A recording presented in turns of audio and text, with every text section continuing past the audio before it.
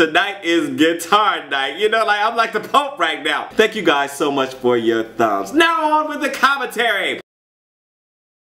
Hey fam, what's up, what's up, what's up? This is Robert Anton here, robertanton.com, coming to you with your no frills, the voice commentary from singer.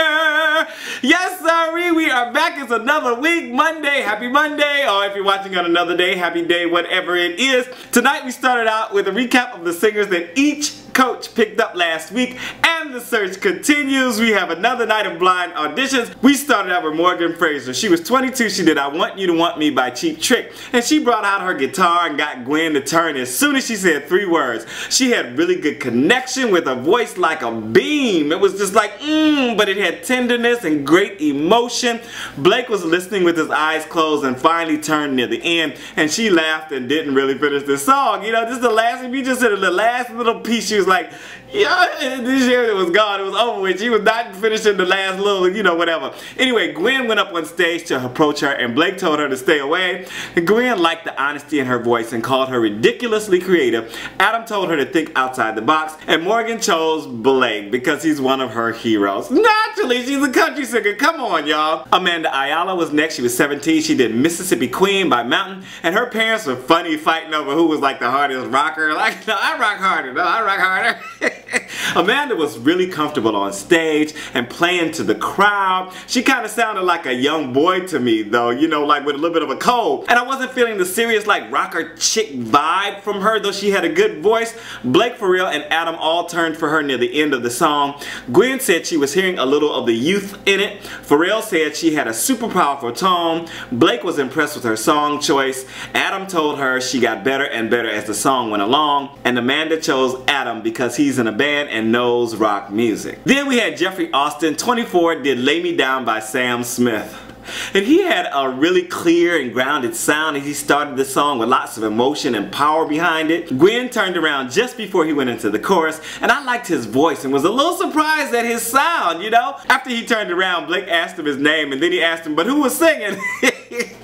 Gwen called it a perfect performance, and Pharrell said he made it his own. And if I make the commentary my own, make sure to thumb it up and let me know that you are enjoying it. It also lets other people know that we're over here enjoying the voice and discussing it together. Thank you guys so much for your thumbs. Lindsey Ellen was up next. She was 22. She did Lips Are Moving by Meghan Trainor, and she came out with her guitar and stripped this down to a slower version in the beginning. I liked the first run she did on the song. It was so sweet, and Gwen turned around right after that. Then Adam and Pharrell turned, and she got into more of a quicker pace of the song, but it still had an older jazzy pop orchestra sound, and her voice was riding the groove as Blake turned around and sang along. Gwen said she has personality with a voice. Adam called her a badass and liked the way she did the song, and Lyndsey chose Gwen as her coach because she's the best fit for what she needs right now. Maye was up next. 23 did Word Up by Cameo, and I was kind of confused about this song choice. As soon as he said it, I was like, it sounded good in his voice and he was having fun, but I wasn't feeling like it was giving him a lot of range. He tried to do a few other little growly higher things, but it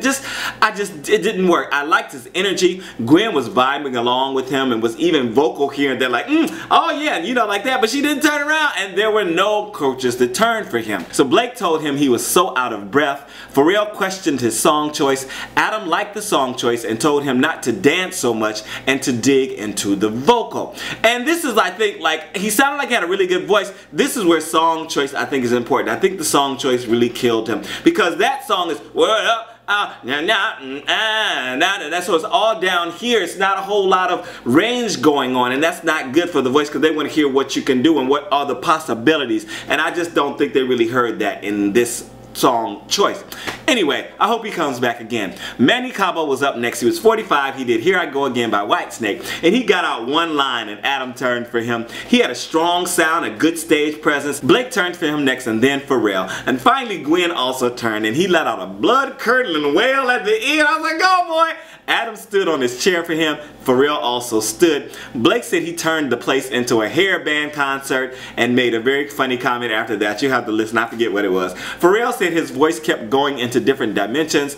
Adam said he sang the crap out of that song, and Manny chose Adam for his coach. Next we had Natty Davis. She was 16. She did It's Too Late by Carole King. Another girl with a guitar tonight, and as soon as she started singing, I thought of Melanie Martinez. Did you think of any other of those kind of voices up in there? But she had a fuller sound than her, and Pharrell and Gwen turned for her first, and I was waiting for Blake to turn, but he never did. And this is a voice I could chill to anytime. She really set a great vibe while showing some range and great emotion in her vocal. I was just like, I could listen to this all night, okay? Pharrell said voices like hers really excite him. Gwen and Pharrell got in her face together and applied the pressure, and Maddie chose Pharrell because she admires everything that he's done. Caleb Lee Hutchinson was up next. He was 16. He did The Dance by Garth Brooks, and I could tell from his speaking voice he had a pretty deep voice, but I was surprised at how rich it was once he started singing at 16. Wow!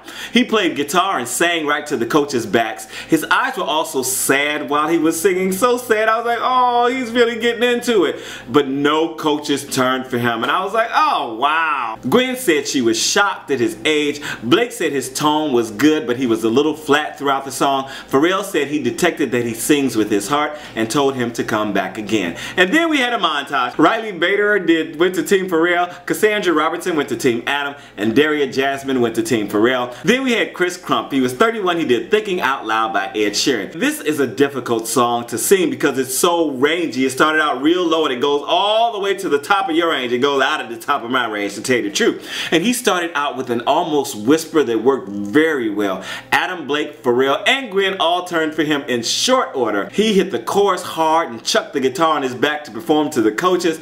This was scaled back and focused, and I'm sure he has a lot more to offer, but it was just so nice and it was so tender and so sweet. I just can't find enough adjectives for it. It was so good. Blake said he was perfect until they turned around. He started kind of mimicking him, you know. He noticed the warmth of his vocal. Pharrell said he heard some interesting self-identity things. Adam told him what they would focus on if he was his coach, and Chris chose Blake. Then Tyler Dickerson was up next. 21 did Hard to Handle, originally by Otis and covered by the Black Crowes. He came on strong, and Blake named the band and turned around quickly. He kind of paced the stage a little with a lot of energy that could have been more focused, but he was handling the quick pace really well, was on top of everything, was performing to the crowd. Blake stood for him. Blake also recognized him from Nashville, and Pharrell told him his voice was so clean, while Blake called him a strong, rangy vocalist. Last of the night we had a duo, Jubal and Amanda. They did Seven Bridges Road by the Eagles,